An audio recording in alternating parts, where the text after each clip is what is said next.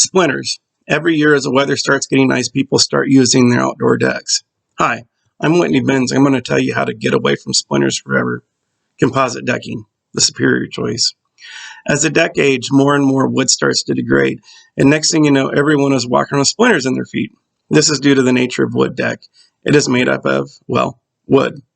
Wood that has been treated with chemicals to make the wood last longer than it would if we're just to chop down a tree, chop it up, and toss it on the decks.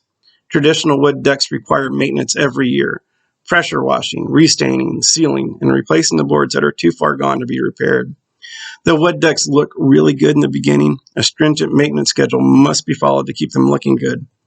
There is a solution: composite decking. Composite decking is deck boards that are made up of plastic and wood and formed into boards and are stamped with a facade to make the boards look like real stained wood. Composite decking has many advantages over pressure-treated wood. First is durability. Composite decking lasts almost twice as long as traditional wood decking boards. That is a lifetime of use before needing to be replaced. The high side estimate for durability is about 50 years. Maintenance. A writer for 123remodeling.com makes a fine point that composite deck costs no money to maintain every single year. They are 100% maintenance free. Yes, composite decking requires no annual maintenance, whereas traditional requires the owner to power wash, sand and stain, and seal the deck at least every other year. This is a tremendous use of resources: money, water, chemicals, and tools like an expensive power washer, sander, paintbrushes, and rollers. Composite deck manufacturer from Decks.com claims that the cost of maintenance on the deck is about $1,000 a year. Now that is a high side estimate, and it comes from a manufacturer, Composite Decking, but it's still a lot of money. Why so much? Well, first you got to fire up the power washer, and then you got to use gasoline, chemicals, and a lot of water to power wash the deck.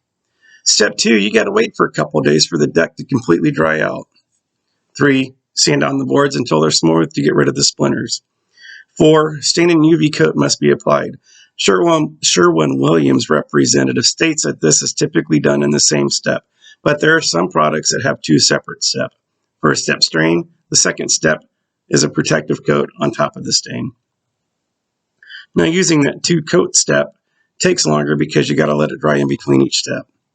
Now, cost. Here's where the big thing is with cost. Many people who start the adventure looking for composite decking will be scared away from composite decking because of the initial startup cost. Typically, the cost of composite decking is twice that of a traditional pressure-treated wood. That it really put the purchaser in serious sticker shock.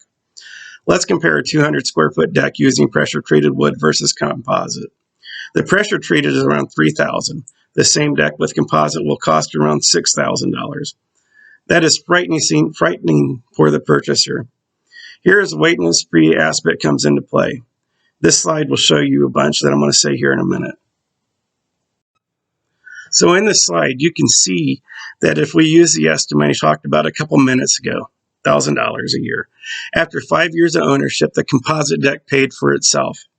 And after the high end of the lifespan, the pressure-treated wood, the 30 years, a composite deck will have bought around 5 pressure-treated wood decks. Now, environmental.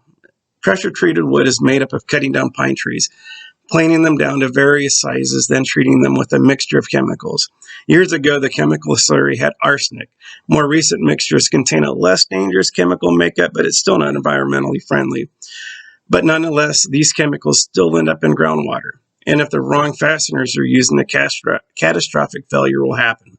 The chemicals will degrade the metal, and the screws used to hold the material together, and the screws will rust away in the wood. Composite decking is substantially different. The material is made up from recycled plastic and recycled or reused wood, or wood that cannot be used for any other commercial endeavor.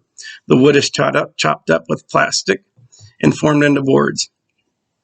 In the process, dyes are added to make the colors that designers come up with in hopes that people will like it. The surface of the new boards is stamped with a form that looks like natural wood grain. Trek's website, decking.com, states that one 500 square foot deck will use 150,000 recycled bags. They look a lot better on the deck than they do around a duck's neck. Trek also boasts that they use sustainable shipping and manufacturing method as well. New Tech Wood, a Canadian manufacturer, states that they have 12 million pounds of plastic, save around 12 million plastics from ending up in a landfill every year. That is just 2 manufacturers of composite decking. Composite decking manufacturers make a big difference. Trex was even started by 3 engineers that wanted to figure out a way to reduce the amount of plastic that would go in a landfill. A simple Google search will bring you that search results on Wikipedia. Anyway, I'd like to conclude with this summary. First is cost. Even though the upfront cost of purchasing and installing the material is double that of traditional wood, but over the lifetime of the deck, that cost will be absorbed and in the long run will cost less, a lot less. Number 2, durability. Composite decks are a lot more durable than pressure-treated wood, almost double that.